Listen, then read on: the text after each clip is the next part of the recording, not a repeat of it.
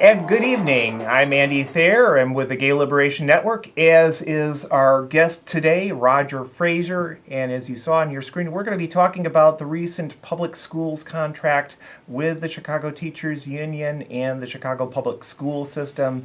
This is an important turn of events for people, not just if you've got your parent, but anyone in the community concerned about the future of our community. Roger is a retired public school teacher and union activist out in Rolling Meadows, and has been long time involved in union politics and political activism in general, and he studied very carefully the new CPS contract. Roger, we're going to be talking about this contract here, both the good, the bad, and the in-between in a few moments. But first, there's been some important things that have been going on in the community, specifically in the uptown community, with the city of Chicago threatening to evict homeless people. There was a horrible activity just this morning where dozens of police officers, a small army of CPD came out along with DFSS and others to basically intimidate the homeless through their so-called weekly cleanings. But on Thursday morning, there was an exciting event, and we're going to put that up on your screen here, where people took over Lakeshore Drive. And you can see this here on your screen here.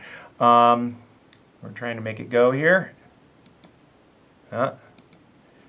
And one more try. And unfortunately, that video is not working for us. So let me just describe very quickly.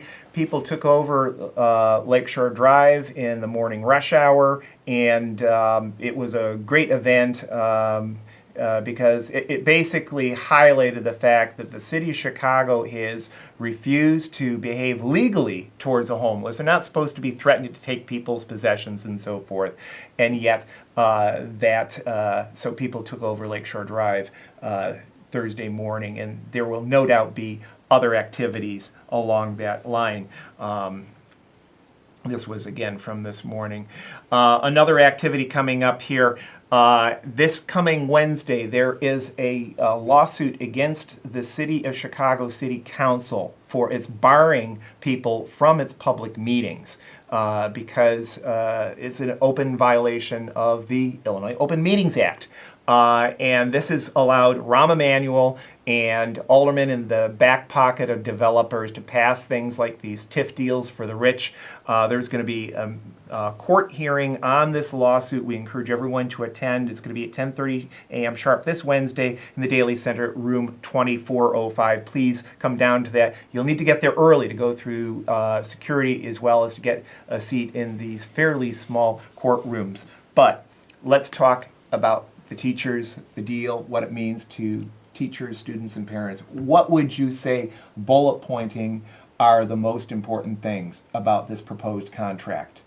Well, I'd say that there's kind of five things to look at and examine. There's the TIF money that finally the mayor is going to release to the to CPS, the Chicago Public Schools.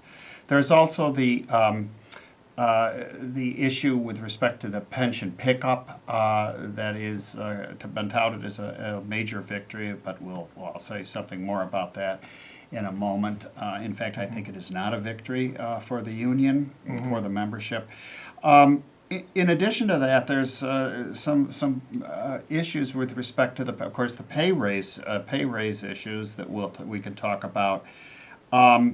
Following that there's an issue with respect to layoffs. A major concession, unfortunately, was made by the union with regard to layoffs for economic reasons. Finally, it's been a disappointing decision made by the union to kind of bow to the wishes of CPS not to hire new librarians, nurses, social workers, and other support personnel, which is a big deal for parents in the community, and gives real material help for students within the system. Well, it's a big issue. I know from having been on CTU picket lines way back in the 1980s that while the leadership back at the time, it was a different leadership, was only concerned about economic issues, the thing that most rank and file teachers were concerned about was teacher to pupil ratios, whether there were going to be arts classes and gym and music and so forth, the sort of things that Rahm Emanuel took for granted while he was growing up in Wilmette. Yes. Was it Winnetka? But Roger, I understand that the way the state law was constructed, not only by the evil Republicans, but the evil Democrats as well, that the CTU cannot insist on bargaining on these quality of teaching life issues. Say a few words about that. Yeah, that's true. Back in the day when I was on bargaining teams, everything was up for negotiations, as it should be, having to do with working conditions, having to do with quality of life issues for students and so on. That's no longer the case. By state law. By state law, and it's at the discretion of school districts and their bargaining teams, whether they're going to allow other issues to be brought up. Sometimes they'll bring it up as a sop to throw in and say, well, look, if you give up on this, we'll give you this. But it can't be initiated by the teachers' bargaining team. And that law was passed, it was a bipartisan law. It was passed into law, correct me if I'm wrong, by Governor Quinn, who then in turn, when he ran for the re-elect, had Paul Vallis, a school privatizer on steroids, as his running mate. Yeah. And now we're at the situation where teachers are still concerned, but we've lost one of the primary vehicles, the threat of a strike, in order to get decent class sizes for students and teachers and parents. Yeah, right, exactly. But let's go back a moment, and I want to. The media has touted a couple of major victories here for the union, and I've got some questions about it. It's clear that TIF money is going to. The mayor has finally conceded that TIF money, Andy, which you know the trope is, it's there for redevelopment of blighted areas. The mayor has always insisted that the school system of Chicago doesn't constitute a blighted area. Therefore, it doesn't warrant having TIF money given to it. He's finally conceded the principle that TIF money should be given. But what is not generally known about this major victory is that this is being brought up by people who are kind of opposed right now to the contract. There doesn't seem to be any language in the contract as to how much money will be dedicated to the schools. And even Karen Lewis said she wasn't sure, she didn't know.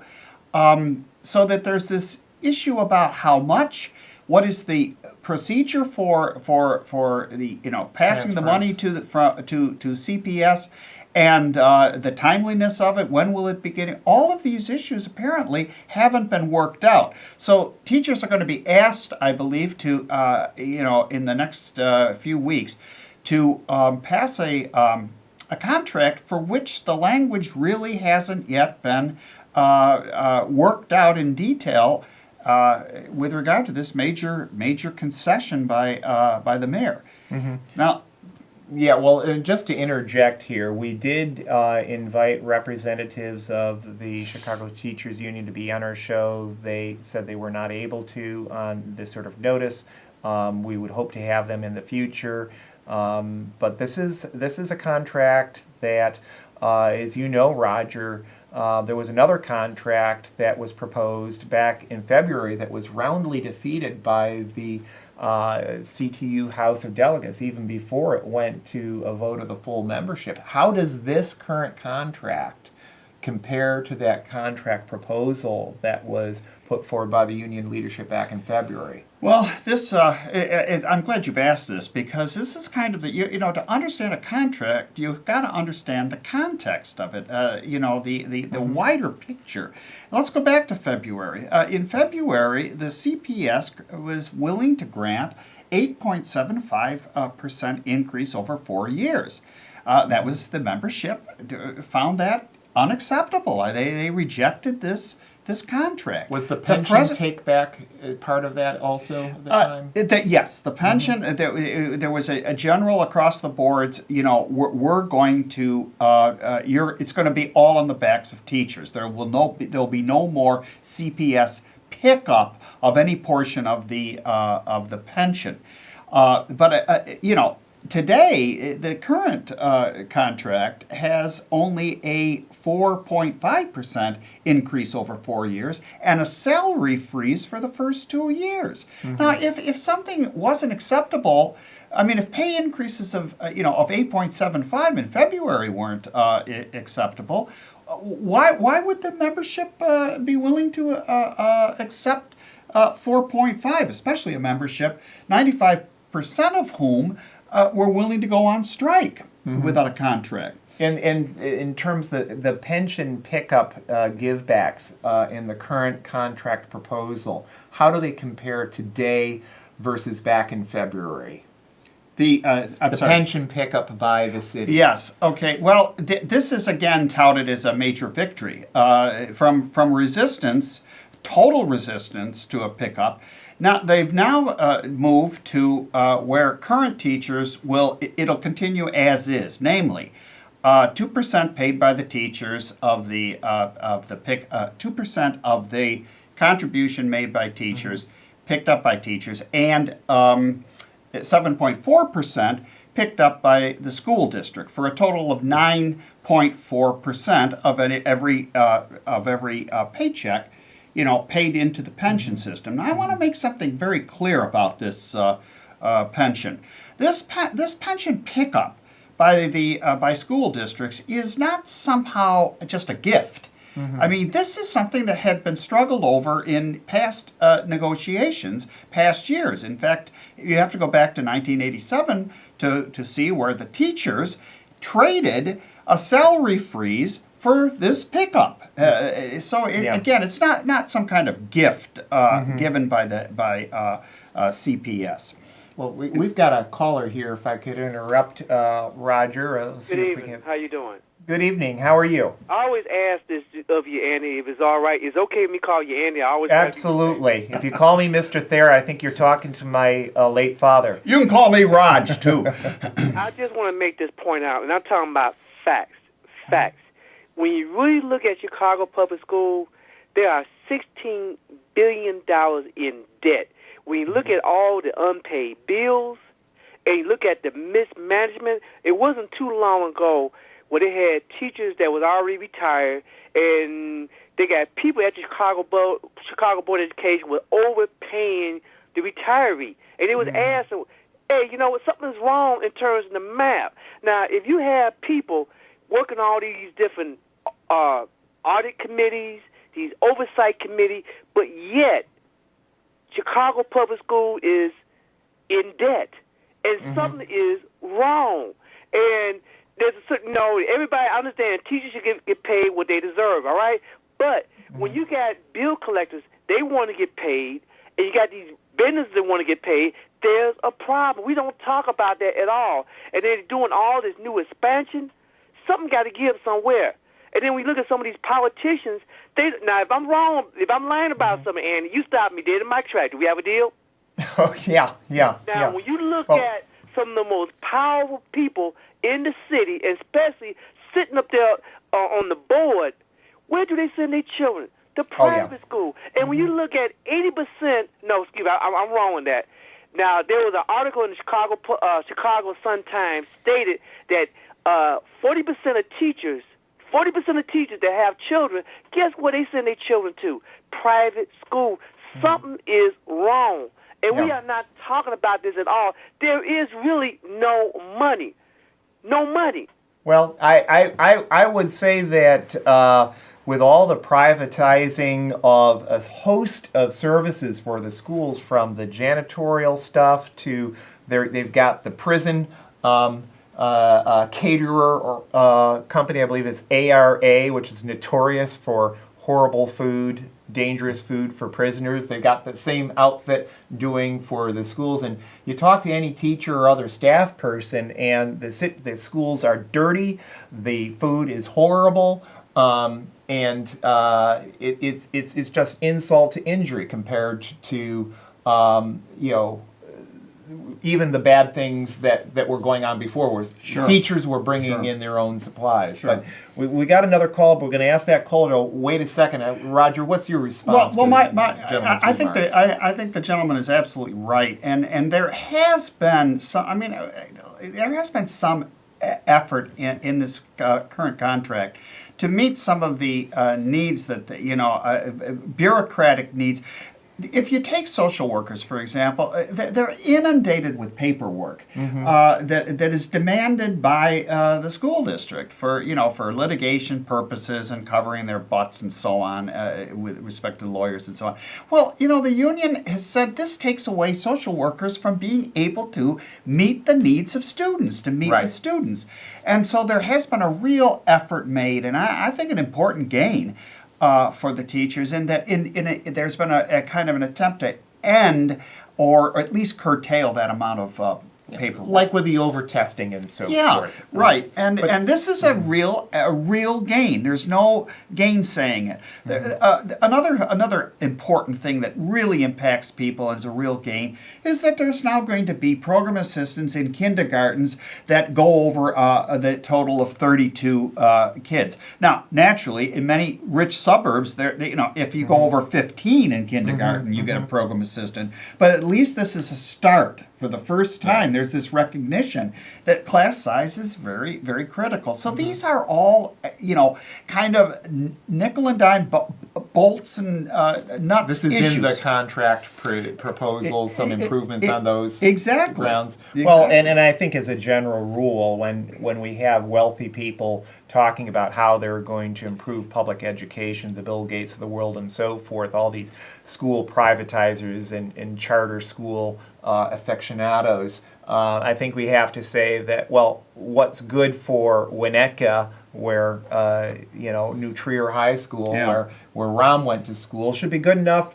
for kids that are starting out in a lot worse position in terms of, I mean, all the statistics about educational achievement show that the one biggest factor about whether or not kids do well or not is whether their families are impoverished. And I don't know what the specific stats are. I believe it may be 80% of CPS students are at least technically below the poverty line. I'd heard that statistic before. Don't take it to the bank, but I know it's a horrendous statistic. And it goes to, you need a full spectrum change here. It's not just you got to have great teachers and great class sizes. You need jobs, you need decent housing, you need the kind of social safety net when you're talking about violence issues and substance abuse and so forth that many much poorer countries like Canada or Western Europe, et cetera, have got. But and there's got to be also, Andy, a recognition too that job security on the part of teachers isn't just for teachers. If you have an insecure person worried about his job, how effective is that teacher going to be within a classroom? If that's what he's thinking, if what he or she is thinking about is like, am I going to be dumped? Is this my last year? Is this my last month? I mean, and that's another one of the areas which I think the present contract falls down upon. But I do want to get back, and there's another caller I think we ought to take. But okay, I want to get back to the pension point. That although it covers current teachers, it does not cover new hires after January 2017. In other words, we're getting a two-tiered system with respect to pension pickup. New teachers are going to have to pay the full 9.4%. every paycheck, out of their paycheck for a pension. There won't be any pickup. And for those of us who've never worked in any kind of government jobs, these folks don't get Social Security. No, This is it. that's very important. I worked 34 years as a teacher. My Social Security payment is $13.30. That's what you get out of Social Security. That's what I get from working as a teenager, basically. So that's all I get, and that's we don't pay payroll taxes, but we do have our own independent pension system.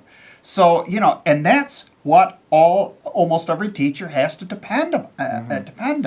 So it's very critical that that they have high earnings at least while they're working because, as I say, they have to put in quite a large sum into their paycheck. So, Roger, we've just got a couple minutes here. Yeah. We've got a House of Delegates meeting Wednesday night, Yeah. and we'll see what happens, because the last contract, which I gather was not all that different in many respects in terms of being better, at least, Yeah. than the current one, Yeah. that was roundly rejected. Roundly in February. rejected. It's a very strong possibility the House of Delegates might not accept this, and even if they accept it, there's still the safety of all the teachers having to vote on it. Right. And if the criticism I've heard out there starts gaining momentum, this bargaining team may very well be back at the table with the cities, and of course, and sadly we'll hear from the Tribune how greedy the teachers are, unwilling to compromise, etc. Well, and I'd just say in a city that already has got just about the highest cop per capita ratio of any city in the country, number 3 out of over 600 cities, over 50,000 people, and we're hiring more cops at a hit of $147,000 per year just to start per cop. It's going to be. It's going to be a bad situation. That shows their priorities, Andy. Decent benefits for just working people, in their schools, are going to end up being sacrificed for, further sweeps of neighborhoods that can ill afford them. Taking black youth and brown youth off the streets and into jails and prisons and so on. It's disgusting. Yeah. So we're going to have to wrap things up here again. Coming up this Wednesday, our august City Council, Cradle of Democracy, ? Yes, you can tell that's said in all irony. There is going to be a court hearing this coming Wednesday, 10:30 a.m. sharp. Get there early, though, to demand that the City Council abide by the Illinois Open Meetings Act. This is part of a lawsuit of which I'm a co-plaintiff with Rick Garcia, another longtime LGBTQ activist, demanding that the City Council open up its proceedings so that citizens can watch and observe and not be subjected to things like shunning the teachers or giving money to 1,000 more cops or TIF deals or all sorts of unpopular things that they're able to pass thanks to this nonsense that they've got going now. And finally, just like to thank all those who helped make tonight's show possible.